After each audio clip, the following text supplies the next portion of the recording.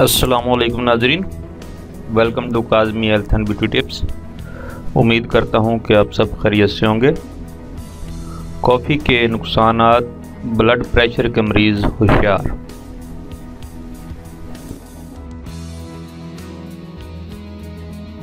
नाजरीन, माहिरीन सेहत की जदीद तहकीक के मुताबिक कॉफ़ी का इस्तेमाल ब्लड प्रेशर के मरीज़ के लिए बहुत नुकसानदेह है। कॉफ़ी में मौजूद कैफ़ीन ब्लड प्रेशर बढ़ाती है और ब्लड प्रेशर के इलाज में रुकावट डालती है। जो हज़रात ब्लड प्रेशर के मरीज़ हैं और ब्लड प्रेशर का इलाज करवा रहे हैं वो कॉफ़ी पीना छोड़ दें, क्योंकि कॉफ़ी में मौजूद अज्जा दवाई की तासीर को ज़ाइल कर देते हैं।